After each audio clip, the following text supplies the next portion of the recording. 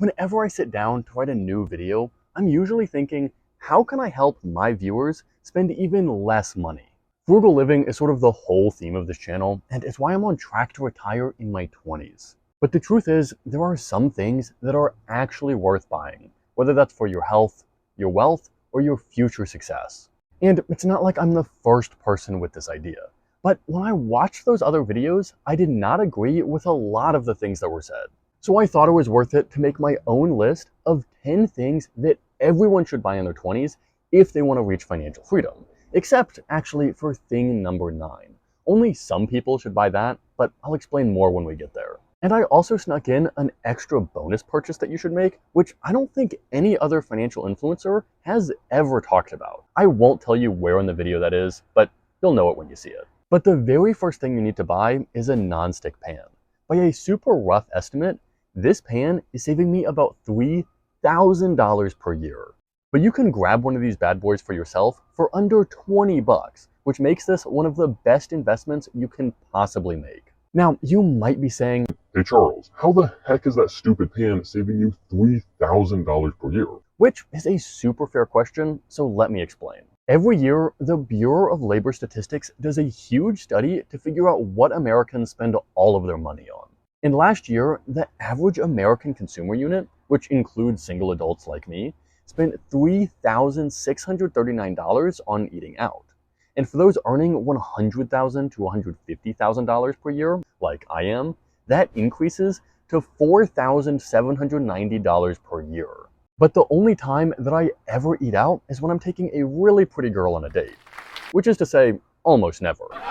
So preparing my own meals with the help of my nonstick pan is a big reason that my food budget is only $2,000 per year instead of $5,000 per year. So invest in your kitchenware so that you can cook at home yourself, and you're going to save a ton of money. And at this point in the video, I was going to tell you that the next purchase you need to make is subscribing to my Fire Friday newsletter. But then I remembered that my newsletter is completely free. You can just take 10 seconds to click the link in the description without ever making a purchase. Anyway, after you do that, the very next thing you need to do is buy a book. I seem to be one of the few personal finance YouTubers that doesn't think that college is a terrible idea. And I also seem to be one of the few personal finance YouTubers that actually went to college myself. Those two statements may be related, but whether you go to college or not, the important thing is that you keep learning. In fact, my favorite college professor would always say that the biggest mistake you can make is walking across the stage to get your diploma and thinking that your education is finished. Learning should last a lifetime.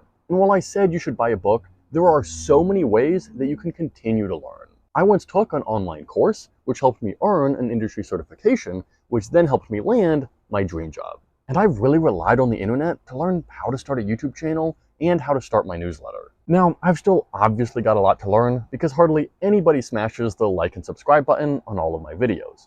But the point is, it is so easy to keep learning, and you absolutely should invest in this. But you're also going to need to buy a comfortable chair. And also a desk, fast Wi-Fi, maybe an extra monitor, and maybe a few other things too. Because one of the most valuable things that you can invest in is your own productivity. I think I first heard Alex Hormozy say that everyone has the same wallet with 24 hours in it. Time is the ultimate currency. And between working a full-time job in the tech industry, this YouTube channel, my weekly newsletter, one-on-one coaching, and all of my other hobbies, I think it is really important to spend that time well. And when you invest in your productivity, you can either get the same amount of work done in less time, or you can get more work done in the same time. Either way, that's worth investing in. And the next thing you need to buy is an electric razor. And there are two completely different reasons that you should buy one for yourself. I've had this one since college, and I paid about 25 bucks for it, which is less than the cost of a single haircut. It's hard to say how much money that's saving me because there is so much variation in what people spend. From what I could find, it seems like the average dude spends about $200 per year on haircuts. But I literally know someone that is easily spending over $1,000 per year, so again, big variation here. But either way, by cutting what's left of my hair and by trimming my beard, I've saved hundreds, maybe even thousands of dollars. But the second reason that you should buy an electric razor has nothing to do with saving money. Because the truth is, whether you like it or not, appearances play a big role in life. How important this is will depend on what you do, but no matter what, making a positive first impression actually does matter. This includes your haircut, but it also includes how you dress and how you present yourself. And this is absolutely not an excuse to start wearing a Rolex or driving a fancy sports car just for the sake of appearances. It's possible to have a great appearance without spending a ton of money, but either way, make sure to invest in it. And an electric razor is part of this, but if you really want to be as hot and handsome as I am, you need to buy a yoga mat. Here's the honest truth. My whole thing is being super frugal so I can save 80% of my paycheck and I can retire on less than $1 million in my 20s. But if you looked at my expenses, you would see one thing that I spend a ton of money on, and that is my gym membership. As important as financial freedom is to me, it is not more important than my health. But the good news is that you don't have to spend a ton of money just to stay healthy. So yes, I do have an expensive gym membership, but that's because I'm still a competitive athlete. If all you bought was a yoga mat and maybe a few accessories, you could still get a great workout in at home. Everyone likes to work out differently, so you'll have to figure out what works for you. But never, ever sacrifice your health just to save a few bucks. And one of the other ways that I stay healthy is by riding a bike, which actually happens to be the next thing you need to buy. Because on top of helping you stay fit, riding a bike has another massive benefit. Peter Adonay, the writer behind the Mr. Money Mustache blog, retired back in 2005 at just 31 years old. He's a huge inspiration for me because he did that by just working a 9 to 5 and staying frugal.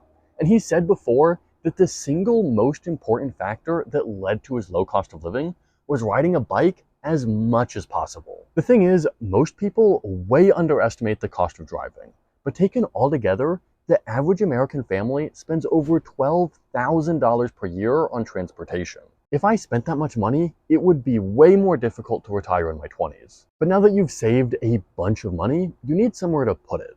And that's why the next thing you need to buy is your future.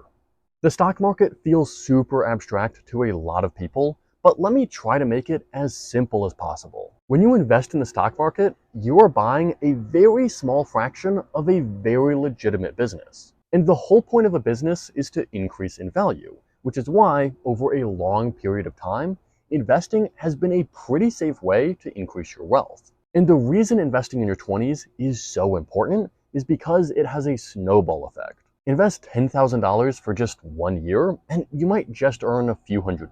But invest $10,000 for 50 years, and you could have around $300,000. That's why it's so important to get started now in your 20s. Do not put this off until you're 30, 40, or 50. All of that saving and that investing is super important so that you can survive any bumps in the road in your future. But just to be safe, you should also be buying somebody else's money. When I tell people that I'm trying to reach financial freedom in my 20s, a lot of people assume that I'm a big risk taker. But I'm actually the complete opposite. And that means I try to reduce risk wherever I can. For example, even though I probably won't get hit by a bus, I really don't want to risk having to pay the medical costs if that does happen. And I don't own a house or a car, but those are other things that you probably want insurance on. If you can't afford to lose something, it's probably worth insuring. And that brings us to purchase number 9, which is actually the one that I don't think everyone should make. In fact, it's the only purchase on this list that I'm not planning to make, but it's still worth talking about just because it can be such a powerful way to save. I'm talking about real estate. I know there are lots of memes about how it's impossible to buy a house as a millennial, much less as a Gen Z kid, but I think it's absolutely possible if you make a decent income and are just reasonably frugal. And buying a house can be a great way to build generational wealth. For a lot of people, a mortgage serves as a required savings plan because every month they have to make a payment that increases their net worth. And it has some real tax advantages too, which is why it's so popular with a lot of other finance creators. But I have no plans to buy real estate, which I made a whole video on. Those were just my personal reasons though. If you want a whole video on whether you should buy a house or continue to rent, just let me know in the comments. And one thing that might really incentivize buying a house is having a family.